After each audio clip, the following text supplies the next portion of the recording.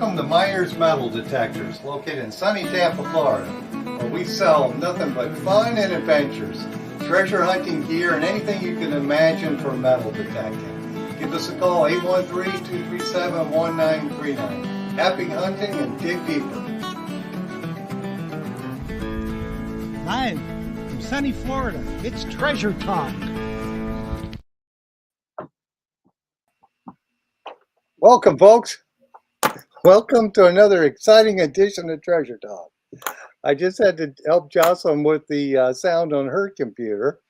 And then someone texted me that they lost a ring at Whiskey Joe's restaurant, which I don't know where that's at. And they're asking me if I'm available. So I can't do that for sure. Well, I don't know about Whiskey Joe's. We ought to send Big Poppy. Yeah, to Whiskey Joe's. I don't even know where Whiskey Joe's is at. I have no clue. If it's probably in the bottom of their drink. On the causeway? Okay. Anyway, folks, we're going to have a fine show here tonight. We've got an excellent guest, don't we, Jeff? We do indeed. This is going to be a ripper. For sure. And I trust everybody had a happy Father's Day. And we did. Yes, and I did want to show a couple things before we get started. We got Clive's book in for the Manticore. Very good, very good. We have that in stock. And then he had mentioned this one on the show as a good one for water hunters. Secret of the Poles, Volume 2. We have that one back in stock also. And Big Poppy knows exactly where Whiskey Joe's is. He said it's on the causeway. He knows. Yeah, that's what Jocelyn said it was on the causeway too. I wonder how she knew where it was. I don't know. All righty. So anyway, let's. I guess I better get started here. Yep. Of course, today's show is brought to you by your friends at Myers Metal Detectors, where we sell fun and adventure. And the views, thoughts, and opinions expressed here by the Treasure Talk guest and member belong solely to the guest and member, and not necessarily to Phil Myers, Myers Metal Detectors, or Jeff Bonin. True. Woo, that was a lot. And of course, the purpose of Treasure Talk is to promote the hobby of treasure hunting and metal detecting, and to educate our members in a fun, informative manner. And we're going to do just that as always. Yes, we are. Yes, we are. We got a couple of really hot shows coming up. The one tonight is just spectacular. People have been waiting to meet this fella. We've had some friends of ours that have gone to Scotland and have dug with Scotty and Toddy, and he's put them on some major, major finds. I mean, they can't speak highly enough of that. Now, who's texting me? Well, while you're checking that, Jeff, I wanted to real quick invite anybody in the Tampa Bay area tomorrow night, which is Tuesday night, 7 o'clock to 9 o'clock. The West State Archaeological Society Metal Detecting Club meeting is tomorrow night. And of course, it's at Cornucopia Building, and that's at 13336 North Central Avenue. Yes, indeed. That will be good. And down the road here, you will see Richard from Cornucopia again to talk about coins. Cool. And if you have any questions on that, just give me a ring at the shop tomorrow, or just see me there at the meeting. And of course, and our guest speaker is Dave Eckhart, and he is an author and a historian on and he's talking on the Marines in Florida in the Seminole Indian Wars. So that should be very interesting. Yes, it will. Yes, it will. And, so everybody get ready and you listen closely, because like I said, Toddy is from Scotland and he speaks with a slight accent. So, he's going to just do your best to get your questions up. Get it in the chat. I'll see it, or Jocelyn will see it, and we'll get it asked. Don't go tonight without asking your question. Now, just a preface to this, we're not going to talk any prices tonight, because that's on an individual basis. It depends on what you want. So when we talk with Toddy, he's going to get all his contact information. You contact him and tell him what you got in mind. because then he'll work with you. So let's just stop blathering on and let's bring on Toddy from Toddy's Digs Metal Detecting Scotland. Awesome. Let's bring him on. Hey, Toddy. How you doing, guys? We're doing excellent, Toddy. And I guess before we get started, if you could, or Jeff maybe has it already, post your, I guess you have a website or email or something for people. Just a very simple one, metaldetectingscotland.co.uk. Go ahead and repeat that. Yeah. www.metaldetectingscotland.co.uk. .co.uk. So Yes, I've also the link in Treasure Talk. I've also got a book out. It's Metal Detecting in Scotland, and it's by Toddys. Okay, cool. And Where can we buy that? Amazon. Amazon? Yes. Okay. Do you have a wholesale where Phil from Scotland in his shop? Sorry, Phil. Yes. Phil wants to stock them in his shop. Yes. Listen, if you want to stock them, I can sell you a box. Phil, no problem. Okay. All right. I'll send you an email. We'll set it up for sure. No problem. That's cool. We still got a little bad sound for some Yeah, reason. we got a little bit. Well, you know, Toddys halfway around the world, so there's liable to be a little bit of interference. But we'll just we'll soldier on. Yeah, I'll turn my sound down a little bit. Maybe I'll be a little clearer. But hopefully you can hear me okay, right, guys? I can hear you. Okay, cool. And I guess we got the first question up from Tom Becker. He wants to know what kind of fines are in Scotland versus the UK. They're very similar, and I'll speak nice and slow so that you guys can understand me. Scotland and England fines are very similar because the people kind of intermingled over the years. What we don't find in Scotland is Celtic gold status, which you find in Yorkshire, down towards southern England. You get Celtic gold status. I've only ever found one Celtic coin, sorry, tell a lie, Saxon coin in Scotland, and that was the earliest I got, apart from Roman. But we don't get any Celtic. Okay. So how long have you been metal detecting, Toddy? I've been metal detecting since I was about 20 years of age. I'm now 55 this year. Okay. So I've been metal detecting a long time. Okay, cool. So you know your craft there in Scotland. I know my stuff, mate. Honestly, I just turn it up. I literally eat, sleep and breathe the hobby of metal detecting, and I have done for many years. Yeah. So is that your main job then, doing trips, metal detecting trips? No, I'm a scuba diving instructor in a scuba diving centre here in Scotland. I do underwater metal detecting, underwater treasure hunting. I enjoy that as well. Oh, okay, cool. You found some really cool stuff. Yes, well, I have. I've got a couple of nice sites I'm working just now. Obviously, to find anything significant through the Scottish Trove system. Did you do shipwrecks and stuff there, Toddy? Sorry? Shipwrecks? Shipwrecks. Well, there is shipwrecks in the sea. A lot of them are protected as like war graves, or obviously they come under protection because they are ancient shipwrecks. But obviously there's shipwrecks there that haven't been found yet. Any evidence that Okay, have we got a question here? Are the treasure trove laws the same in Scotland as they are in England?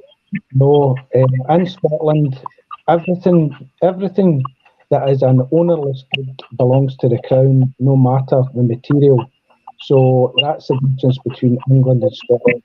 In terms, if you find, just for simple sake, I found a hammered coin in Scotland and I put it into the treasure trove, and they say they're going to keep it, what they do is they give you a reward.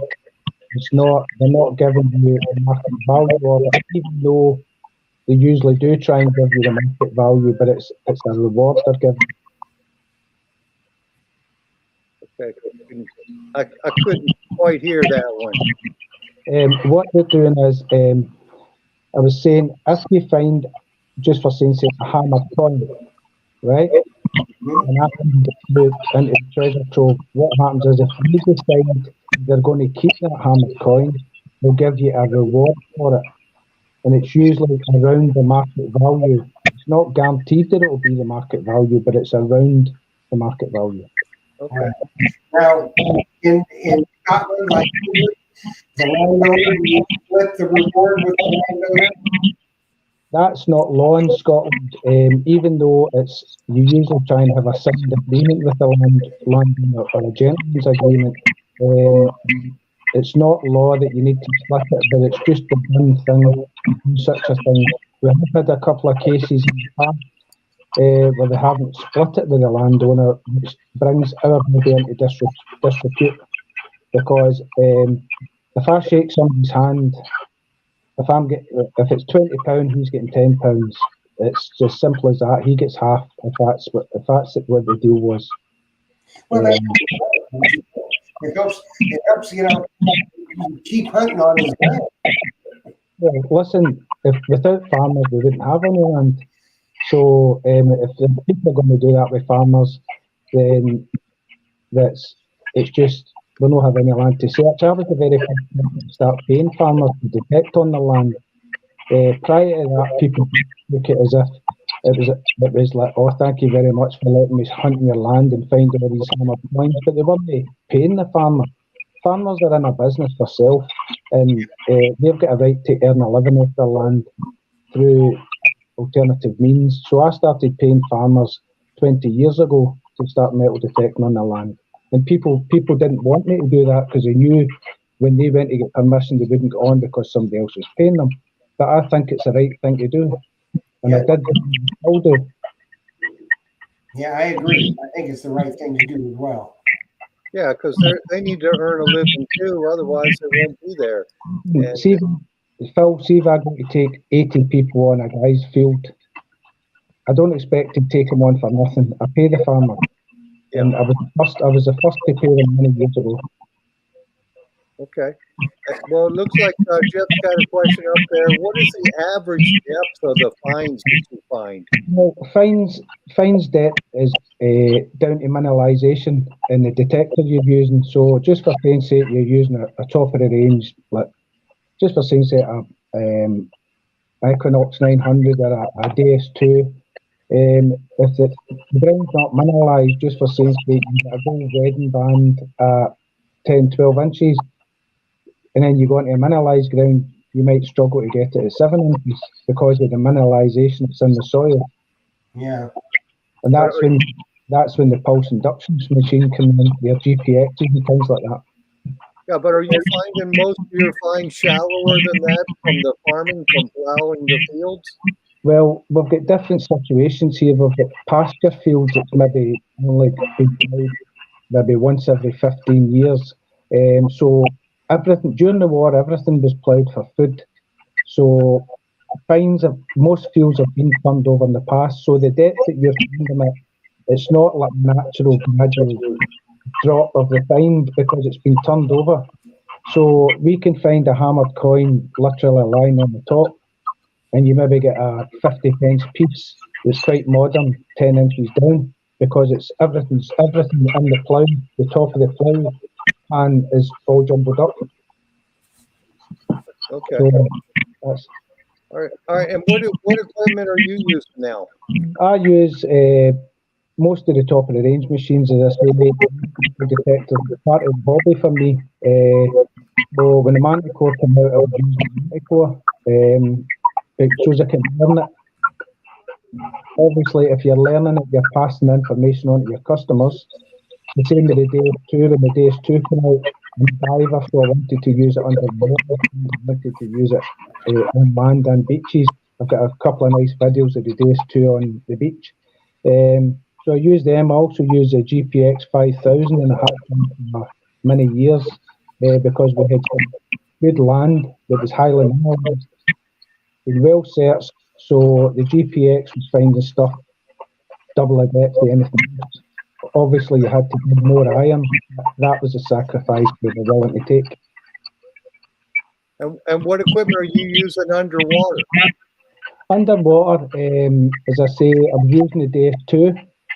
I do like the Excalibur as well. That's a good underwater machine because it's quite tough under the water. It's really but the DF2 was good under the water.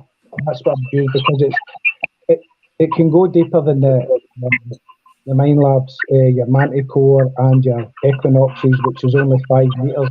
When I'm diving, I'm going to 10 meters and maybe a wee bit more than that. So I need something to cope with that sort of depth. Yeah. And what are the finds that you're finding underwater? What kind of finds? I've got a video up on YouTube of them detecting underwater, and I was getting Victorian pennies back in 1700s. I've also got another site I'm researching, but it's hammered things under the water. So that's a site that I'm researching just now. I'm trying to seek permission to dive it. Under the water. Okay, cool. So are you diving in the ocean or rivers? No, it's mostly lochs. We do rivers as well, which we handed a lot of stuff in through the rivers there, rolling coins out the river. Okay, so you're diving in lochs also? Yes. So is the Loch Ness Monster real? Well, I couldn't tell you. I don't go up to the Loch Ness. My deal mostly rather than Loch Ness, but it could be. You never know. That depends on how much Scott you've had the name before, hasn't it, Scotty? Yes, I have. Okay, let's talk a little bit about trips. How you structure your trips. Let's say, for instance, there's 5 people that want to get together with a group, and they contact you and want to have you take them metal detecting for 10 days. Right, but what happened was when I started doing trips, I've been going to do trips for many years. As I say, I've been to America many times. I made a lot of contacts over the years through the forums, Fine Mall Forum, as you know. Before Facebook, it was all forums, and you got to know people throughout the year. As I say, a good one to me was Gravedigger and Max in Virginia. They guys really took me under their wing and helped me and taught me a lot about ocean detecting for rings and things like that. So, thanks to them if they're listening. So, trips, as I say, I'm learning because it's a hard thing to do, it's a new thing to do. So, as you know, I run 2 businesses, but try to get it right was good. So my first trip is, you know, I had a big group of 18 people over, and I took to do with all the arranging of hotels and putting the guys up, and we had a fantastic trip. They were over for about, I can't remember now if it was 2 weeks or 10 days. I forgot. It was before COVID, and it was guys from all over America, and it was through Andy Savage organised it, and the guys over, and we had a great trip. What spoiled it was COVID, because what happened was the funds went into Treasure Trove, right? And Treasure Trove took forever because the guys were working from home. So it was basically they were nearly 2 years behind. So people then start wondering where's their fines. So they eventually got them maybe over 3 years later, which is no fault of the Treasure Trove in Scotland. Absolutely no fault of theirs, because we all waited. I actually get fines back from longer than that, a longer period than that, because you've got to remember that here in Scotland, at the time there was only 2 people in the Treasure Trove system, right? See, when I started 20 odd years ago, well, longer than that, but started running clubs years ago, there was only 2 people. Now, metal detecting hobby has boomed since then because of TV programmes, myself holding gigs, maybe other groups holding gigs, so the hobby is more accessible. The price of machines are a lot less. So what happens is the Treasure Trove is under a lot of strain to cope with the amount of fines that they're getting. So the Treasure Trove system just now is under review, and they've also got people in helping them. So they're really clearing the backlog. the people from the first trip have now got all their fines. They're now happy, even though I was getting a lot of stress through that because they were asking me their fines and I was telling them about the treasure trove. But they obviously couldn't believe that it was taking over nearly 3 years for their fines. But they've all got their fines, so that's in the past. Groups coming over now, they won't wait that long. I don't know how long they'll wait. They could wait a year for their fines, but that's just the law in Scotland. But by the time the groups come over, they are reviewing the system, which I think might be that they're going to say fines below a certain age, or past a certain age, like from 1700s upwards, don't need to be declared as treasure, which would cut down in a lot of the time. Yeah, we had to deal with COVID as well. Let's mess everything up. But like I said, people, you basically will take people on a trip in the fall before they plant the crop, right? Sorry? Yes, it would be the fall. There's no use. You're talking maybe the end of August, the last 2 weeks in August, right throughout the winter. Some people think that they need to squeeze it into the month of September. That's no the best time. The best time is maybe when the stubble's actually weathered down a bit and the soil's getting wetter. So when it's wet soil, you get deeper. It's as well. So, September, October, so the end of August, September, October, so I've got a 2-month window. I've even seen us detecting in November, and it's lovely. If you don't mind putting a jacket on and a pepper, then even November's fine. So you really recommend more in the end of September and October? Yeah, honestly, the end of September onwards, because by that time, what usually happens is after the crops come out, some farmers will try and put another crop straight in. So it can be still a really busy time for farmers. Mm-hmm. So once that's done, usually they start harvesting maybe the end of July, take winter barley out, and then it's August. The farmers are just all go.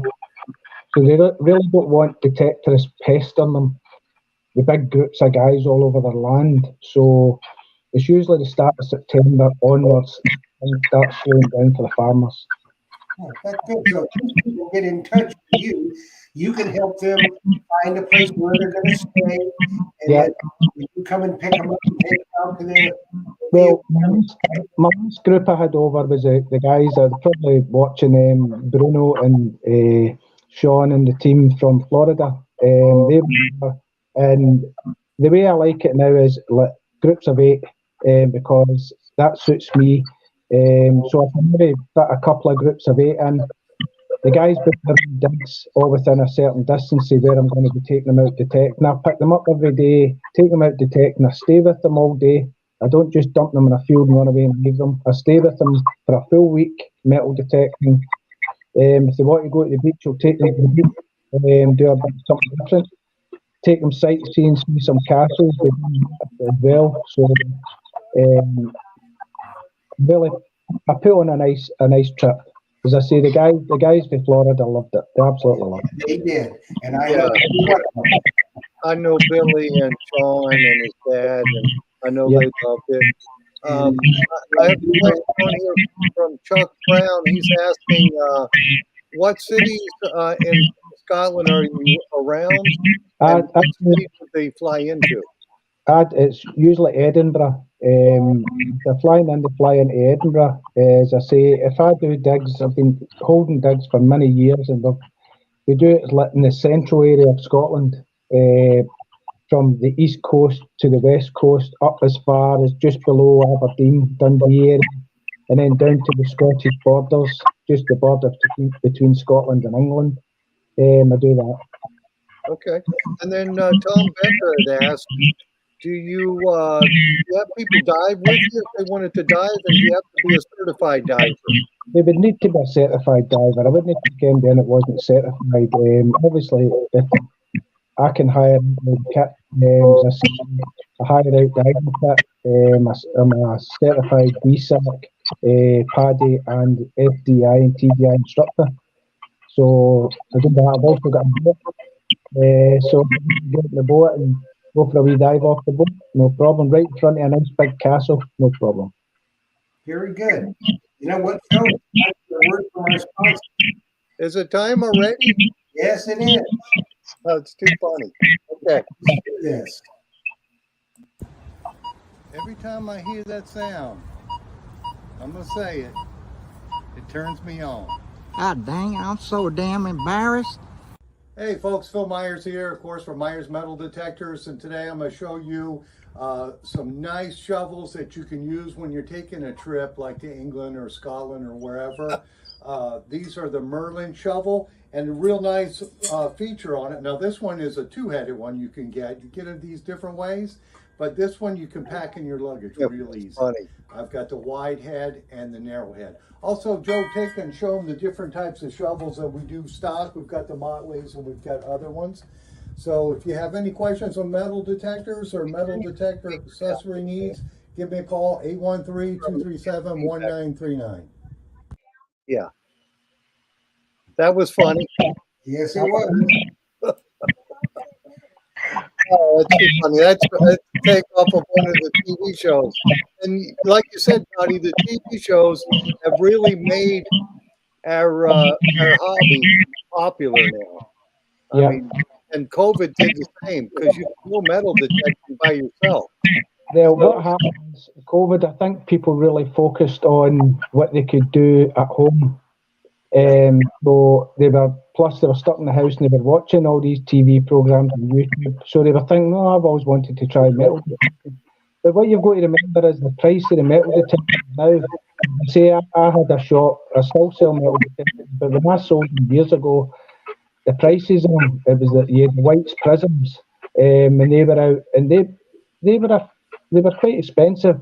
Now you can get a waterproof metal detector, backlights, selectable frequencies for £299.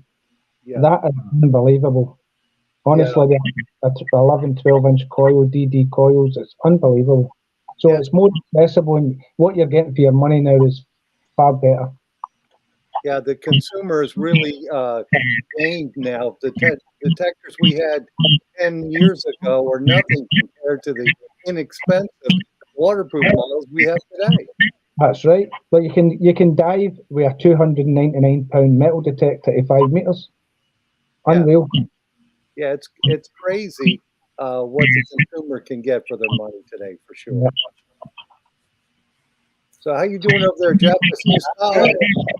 When they come to Scotland, like you say, you help them with their finds. If they dig something, they don't want to feel away. You've seen it. You ask the guys in Florida, there was nothing that comes out of the ground here that I don't know what it is. I know everything. Even if it's part of something, I still know what it is. And I'll see it there and then, and I'll show them on the phone, Google, the find it. When I was in the Colchester hunting, it was, they said, don't film nothing away. No, don't throw it away, because you might think something's insignificant, and it's not. Honestly, I remember years ago, a digs I done in about 2004. There was a guy at a club dig, and we finished at the end of the day. It was really cold in the winter, and I says to him, he was quite new to the hobby. I says, how did you get on? Have you found it? No, we've not really found much. And I found an old hatchet. I says, could I see it, please? And it was the nicest Bronze Age axe head you have ever found, 3,500 years old. Honestly, it was stunning. And he thought it was just an old hatchet. Now, if I hadn't seen that, he would have took that home and it'd get through in a cupboard or whatever. But that's how you need. MDate's new in the hobby for UK, it's Western or Scotland. Don't throw it away. There's Facebook groups everywhere now. You can post them on my group and we identify everything you find. There's guys on there that love identifying stuff. And when they view whatever they find, like you say, has to go to the treasure trove, do you guys log it for them? Well, we can do that as part of the trip. We can take them to the treasure trove and can record the whole lot ourselves. Okay. So that can be part of the trip. They can go in and just take it into Treasure Trove, and we'll get them grid locations. We'll put everything in bags. There'll be locations, 6-figure grid references or 8-figure grid references, and hand them in. Cool. Yeah, I think that's really neat, the technology we have today. Posting it on a site to be able to tell what it is almost instantly.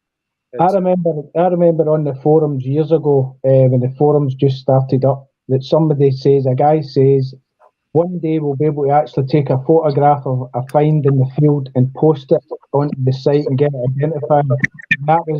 And now it's happening. It happens.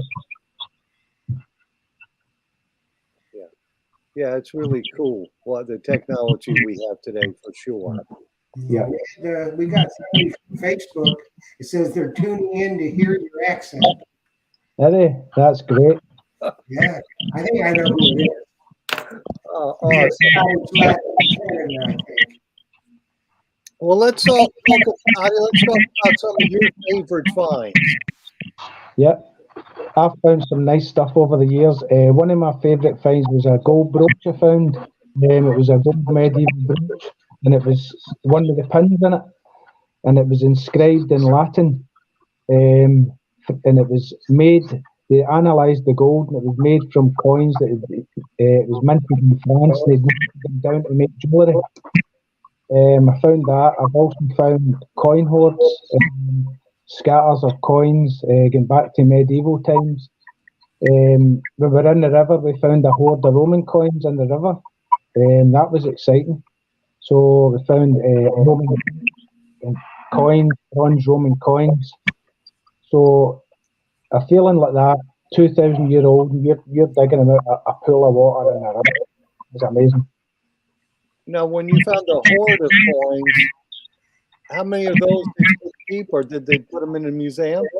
No, we put the whole bit in the museum as part of the hoard. The lot goes in as part of a group of coins. That's what you do. You don't separate the hoard. Anything. So if you find 4 coins, they get 4 hammered coins in close proximity. Well, it's actually 2 or 3 coins. They can actually lump it together and say it's a hoard, and they can claim it as a hoard. Okay. Very interesting. So, how about gold coins? How many gold coins have you found? I found a gold hammered coin when I was in England. At Metal Detecting Valley, it was a lovely gold hammered coin. Found that. Okay, cool. Gold sovereigns in the 1800s. Okay. And Tim asks this question all the time, doesn't he, Jeff? What's the most unusual find you found? Most weirdest, unusual. Well, one of the guys at my club found a lady's thing in the field. I'll just cut it there. Okay. Yeah, it's a family show here. So. I know. Yeah, it's a family show. That's the most unusual thing I've found. So, are you a member of the local metal detecting club? Yes, my club, Toddys Digs. How many people are in your club? Well, in my Facebook group, we've got 3,000 members. Do you have regular meetings? No, I used to hold that type of club years ago.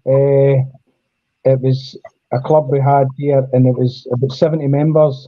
But I found it just get a bit too political for my liking. Too many. Okay. Yeah, too many people. Are very political. Yeah. It became political, and I didn't like the way it was going, so I left it and just started Digs. So that's how Digs started in Scotland. Okay. Yeah, it's all the clubs everywhere political. You just got to. It doesn't matter if it's a knitting club or a sewing club, it's always going to get political. Oh, yeah, they always do. Yeah, so Jocelyn just said there's a question. What's on your bucket list? What do you want to find? Oh, do you know what? I went to loads and loads of rallies in England hoping to find a Celtic star and never ever found it. I spent you're looking for a Celtic driving up and down into England and never found one. Okay. I seen a horde of them coming up, never found any.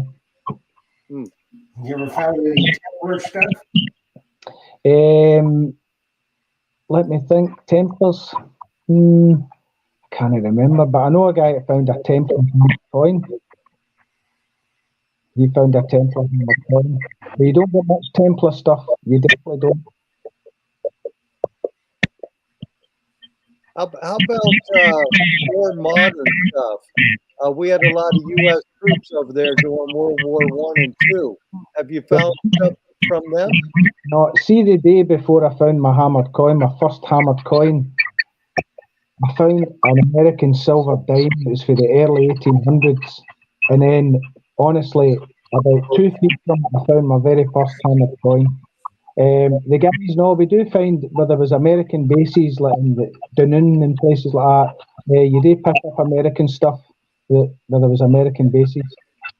Yeah, I think that would be so funny digging an American dime and then At one of my digs up at Doon, a guy found a gold, is it $quarter to the 1800s with a wee tiny gold coin. I'll find it and send you a photograph. It was a tiny gold American coin. Yeah, $1 coin. It was a tiny one, yeah. Yeah, real small. 1800s.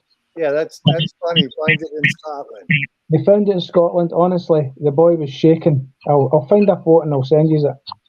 Yeah, I think I would be shaken too. I've been looking for a gold coin for over 40 years. So yes, well, a guy found one in Mansfield in Scotland. Honestly, you couldn't have been up.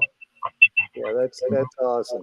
Well, if I'm not mistaken, when the Florida boys were over there, didn't one of them find a gold coin?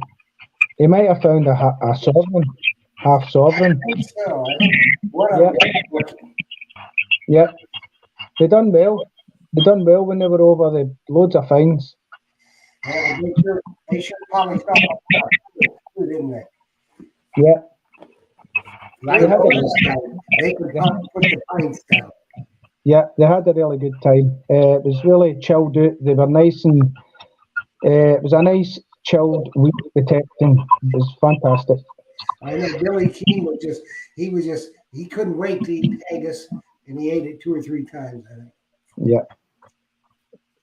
So, as I say, if anybody's looking to get information on any trips, message me. As I say, I can speak about the ins and outs, how it works.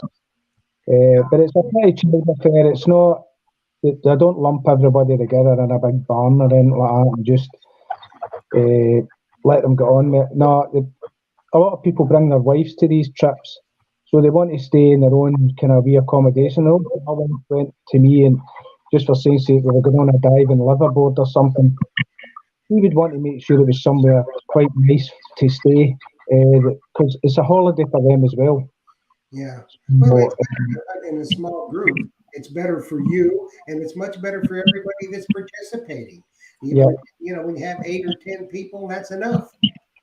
That's it. So that's why, a lot of these people were really waiting for this show because they like the small group hunts. You get their friends, they're all over there hunting together in a small group, and they get the premium detecting time. That's right. They're not fighting for space. Where the people live. They're not being funny. If you go to some of the big detecting rallies, there's hundreds and hundreds of people there. Yeah. You know what I mean? It's just absolute madness. Just running over people, and everybody's running over you, and the machines are all going crazy. I've been to hundreds of rallies, but that's not a proper detecting experience. You want to feel like quite a relaxed atmosphere.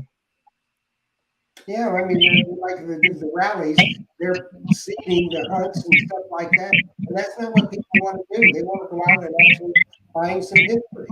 That's right. But what I want to say is, see when you come over to my detecting, I'm not going to.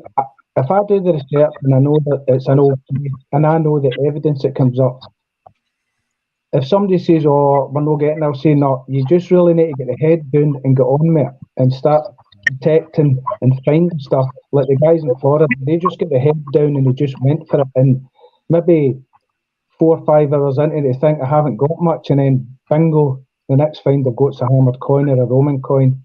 Yeah. That's the way it works. A lot of people don't realize that. But, you go over there, you put the detector down, you find a hammered coin. It's not like that. It's got to be in an area where there was, people.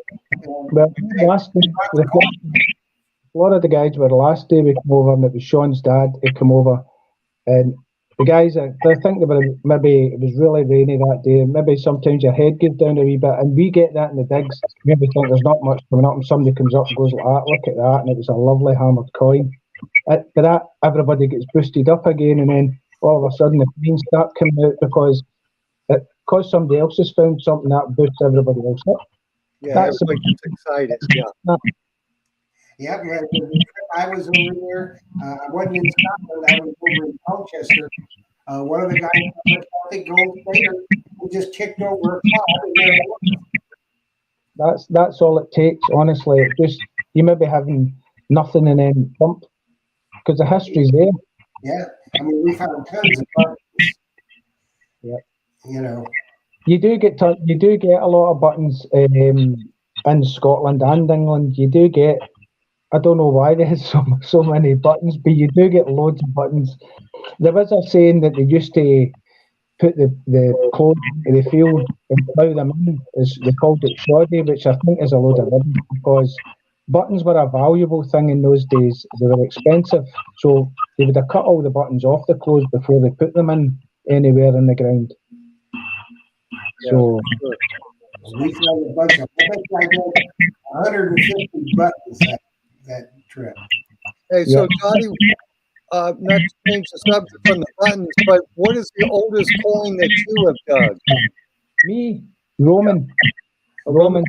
I used to find, when you're talking about AD 64, read about AD 60s, from the period of the Roman Antonine period, read about that. I used to have a couple of good Roman coins, but I used to find 2 or 3 Roman silver coins every week. Okay, so that's pretty darn old, isn't it? 80, 64? Very old. Yeah, there was another group at the same time we were there, and they found a couple of silver denarii. Yep. And some of our guys found some Roman coins and bronze. Yep.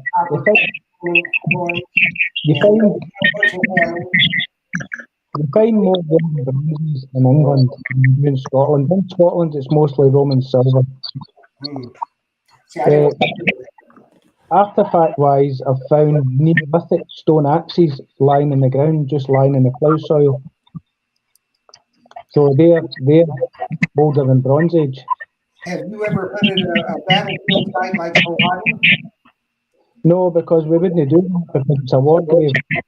It's a protected site as well. But I refrain from really doing battle sites. If it was a battle site in the park where I stay, and I wouldn't go because it's a war grave. Yeah, that's what I would figure. Yeah, I would think so. Yeah. Have you found any stone artifacts? That's what I'm saying. I found a Neolithic axe. A Neolithic axe is older than Bronze Age. I think it's like 4,500 years old. Wow. And that was lying in the plough soil. What happens is farmers plough their fields round about November, December, and over the winter. And what happens is with heavy rain, it cleans all the finds. So that's when you find flints or any Stone Age finds or anything like that. And this, I actually found 2 Neolithic axes on the same site, 3 years apart. And it was just lying in the plough soil when it was detected. Oh, that's cool. Yeah. So I guess Jeff, we got something we're giving away, huh? Yes, we do. We're going to do a little giveaway tonight. And what we are giving away 2 books. One is by Fred Banky. He's a fantastic hunter. You'll see him in July, along with the legend Terry Shannon, called The Real Deal. This book is something you really want. If you have aspirations for hunting the Treasure Coast, it's all right in here. Where to go, where to park, beach access, everything. And you really want this book as well. This is from KT Buddy Jones, who will help discover the Etosha treasure. This is a guide to the old Spanish coins, help you identify them. So, as always, you have to be a member of Treasure Talk, either on Facebook or YouTube.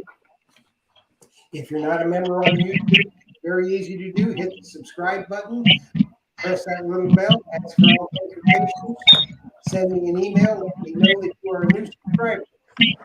Then you have to go to the video that I put up and use the phrase that I give you. Now, the phrase for tonight's giveaway was, I want to live in Scotland with Toddys days. And there's a bunch of you that do. I know you do. So I put his contact information. We'll put it up again, www.metaldetectorscotland.co.uk. That'll get you right to Toddy. You ask him any questions you need. He will help you put together your trip. Like he said, it's best probably mid to late September and October. That's when you want to go, even into November. So you discuss it with Toddy, get your group together. You'll never be any happier in your life. You'll be very sorry if you don't do this. But now let's do the drawing. Once I call your name, and only if I call your name, you'll have 3 minutes to text me at my phone number right there with your name that you are here. If you don't tell me your name, you ain't going to win because I don't know what your phone number is. Then we'll cover it after that. So get your fingers ready.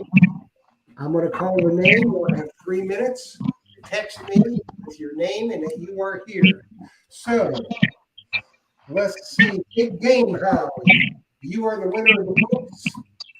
You got 3 minutes to text with your name and that you are here. All righty, so we got a winner. So let's see if they're here. If they're here, yes. You never know. Sometimes they're not. Here's a question, Toddy. I don't know if this is. Did you ever do any gold panning or anything in Scotland? Yes, I have done gold panning in Scotland. There's a couple of places you can go gold panning. You can buy a day ticket and you can get into the hills, get a wee permit, and you can go gold panning. It's in the Red Hills down in Scotland. So it's down kind of southern end from Edinburgh. You can go there and actually get your wee day ticket and go gold panning. And they're successful, get a good bit of gold. Very good. Very good. We're just starting to get into that. We had some guests on a couple weeks ago with gold panning. A lot of people are really getting into that. Now, something else that I've kind of taken an interest in, do you find like... Yeah, Jeff, if that's the winner, people are saying they couldn't hear the name. They couldn't hear the name. Well, I've got someone here. I don't know who it is, but it was. The name was Big Game Hound. So that's it. I don't know who it is. Let me just text you. Yes. They didn't tell you name, so I don't know who Big Game Hound is, but they got about one more thing. Oh. So I don't know who it was. Otherwise, I got another name standing by. Okay. All right, for sure. Yeah. So what was the other question, Jeff, that you were saying? You were saying that you were getting into something. Any what? You see, you were talking about gold panning, and then you says another thing that people are getting into, you're getting into. It's fossil hunting, and arrowheads and spear points. You guys get quite a bit of that, don't you, over there? On one of our last digs, there was a guy come up to me and he said that we actually seen him walking about the fields, and he, again, after the rains, he walks about and he finds stuff, and he found a Neolithic necklace, which was in the treasure trove. He finds flint arrowheads and things like that just lying in the farmer's fields. Yeah. Yeah, they do here too. You know, I'm trying to get a couple guests for that. It's kind of hard to track people down sometimes. Yeah. And here's another question. What kind of gems do you find in Scotland? And they find loads of gems in Scotland. And there's actually a site, a Facebook group. It's called Minerals of Scotland. Maybe one of the guys on there that run it might be a good guest. These guys post a lot of excellent stuff on minerals they're just finding on beaches and on rivers in Scotland. Okay. Well, Toddy, how about magnet fishing? You guys do that over there in Scotland? These people do it. I done it when it just came out as a big magnet. But the only thing with a magnet is it only picks up iron. And I'd rather spend my time looking for gold or silver, to be honest. Yeah, me too. I'm not a big magnet fisher, but I do sell some here in the shop because people just like to do it. Yeah, they pull out old shopping trolleys and things like that, and I don't know what they're looking for. Maybe a safe full of treasure. You never know, but I'd rather spend my time looking for hammered coins or gold rings. Yeah, the customers I have who use them mostly find handguns. Yeah. Yeah, I think maybe I live in a bad neighborhood because they're finding all these handguns in the river. So it's crazy. And they do find some safes too from time to time. But the doors are always busted off on them. That's right. Okay, let's do another name because Big Game has another name now. And so we're going to do 1954 Bolo. What was it, Jeff? 1954 Bolo. 1954. Bolo. B-O-L-O. Polo. Yep, I got a couple of minutes. Yes, absolutely. And they're going to get a cool prize too, for sure. And Toddy, when the people come over for a detecting trip with Toddy's Dig, what do they need to bring other than just their detector and their clothing and stuff? That's basically all they need to bring, because I've got spades. If they want to bring their own spade, like Phil's got some nice spades that fold in half. But if they want to cut the weight down in the luggage, as I say, they'll get a spade from me free. They can use a spade. Fines bag, headphones, maybe even I've got spare detectors in case a machine broke, so they're not going to be left without a machine. Very good. Very good. Well, that's pretty good. Well, we lost that. I'm back.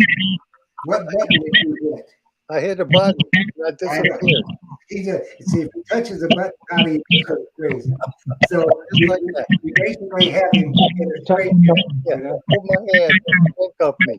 So what we're going to do, I should think you bring two detectors? Sorry? Should you bring two metal detectors? Well, some guys will maybe bring their two favourite metal detectors just in case they fall out with one because it's not finding them anything. They could switch to the other one. Yeah. Now, what coil do you use on your day two? Well, it would be an 11-inch. You definitely want to be using 11-inch here. No 6-inch coils, just 11-inch coil. 6-inch coil's handy in case there's any stubble. They can get fit in between the stock, but I generally detect an 11-inch. Okay. You don't run the bigger one, the 13-inch? I would do if it was ploughed and rolled, there was no stubble or it was grass, I would use the 13-inch, definitely. Okay. Very cool.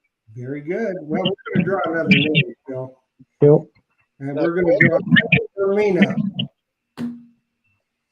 Kevin Merlina. Kevin Merlina. You get an answer, I'm keeping the books. Yeah, Kevin Merlina. And if he doesn't answer, Jeff will keep the book tonight. Right. So here's one here. Do they take U.S. money or go to the bank for their exchange, daily purchases? That's a good question. Well, most people use cards, so I don't know how they would pay for it if they were going to the shops. Usually, what happens is before they go detecting, they'll take the guys to a local store. They could maybe buy supplies like food, or sandwiches, or juice, whatever they want, and they just buy it there. Yes, if you want drinks, you could use a credit card, then, right? They just use a card. Okay. Or Kevin Merlina's there. Where's the number? It's right there in red. Yeah, you're using pounds in Scotland currently, right, Tony? Pounds, yes. It's just the same as England, pounds. Okay. It's in red. We can't see your numbers, and we can't see well enough to read these books. Yeah, it's on YouTube. It says text Jeff at 850-545-1651. That's right. Yeah. So let's see if he does. Yeah, so we do have a winner. We will when he texts you, I should When say. he texts. So anyway, yeah, they can use a card for all their expenses over there and not have to deal with the currency. No, just use a card. I think it's just when we go abroad, we just use our card. Okay. Yeah, it makes life easy because I have people from all over the world come in my shop. They use the card machine. It works perfect. That's Don't right. have any trouble with that. Jeff, did you get your winner? We got it. Sweet. Now, we get to Kevin, pay attention here. Because now what you need to do is you need to email to treasuretalkshow@gmail.com your name, address, and phone number. You email that to me, I can get your books to you. So then we got that done. Thank you, Lord. Yes. We've got a winner. Now, you're in Falkirk, pretty much, right, Tyler? Yep, central. It's in between Glasgow and Edinburgh. And there's plenty of places for people to stay. You help them with recommendations and things. This is probably not the area I would have trips. I had a trip here the first time, so I try and kind of change it about and have different areas so that people aren't going to the same areas. Okay, yeah. But you'll help them find where they want to stay and all that. Where it centres round is where I get permission for us to detect for that amount of people for that amount of days. So I would say, right, this is where we're going to be detecting. So this is the area, within this area, find out where you want to stay. Because some people want to go 2-star, some people want 5-star. Everybody's different. Yeah. But you'll help them with recommendations and stuff. Yeah, of course. All I need to do is contact Toddy, Metal Detecting Scotland. Yeah.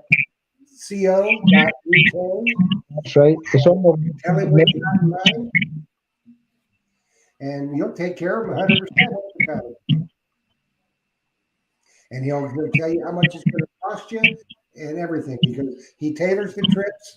That's why we can't talk prices, because there's no general price. It's what you want, and then he'll tell you. So can't beat that. And guess what, Toddy, you believe we've been on here for an hour? That's amazing. Yeah. I can go to my bed now. It's 1 o'clock in the morning. Yeah, that's right. See, a lot of people don't realize that. Toddy did a huge favor. It's 1 o'clock in the morning in Scotland. And I'm at 6 o'clock because I'm out teaching scuba diving tomorrow. Scuba diving at 6 in the morning. Okay, well, on that note, Toddy, I wanted to thank you for being on here with us for sure and talk about protecting in Scotland. Because I've got friends who've been on your trip and just love it. So we're glad you're on here with us today. And Jocelyn, thank you for helping me. And Jeff, thank you, my friend. You are welcome. Toddy, we can't thank you enough for staying up late to be with us tonight. We'll be hearing from a lot of people, I'm sure. And thanks, Phil. Thanks, Josh. Thanks to Big Poppy for being a professional actor and he was directing this commercial. So, anyways, next week we're going to do something a little bit differently. what we're going to do, we're going to have the Trumbull Treasure Hunting Club on. Sweet. So we're going to have, I think, 5 people from Trumbull Treasure Hunters in Ohio. We met these folks at Big Stock. So if you are a member of a metal detecting club and you would like to be on Treasure Talk, send me an email, treasuretalkshow@gmail.com. We'll see what we can do about getting you and your club on, because we think here at Treasure Talk that clubs are the backbone of the hobby. So we're going to talk to a club next week. So Toddy, thanks, man. Hope you have a good night's sleep. And hopefully we'll be seeing you soon. Okay, guys. Great meeting you. Thank you. Thanks, everybody. Happy hunting and dig deeper. Dig deeper.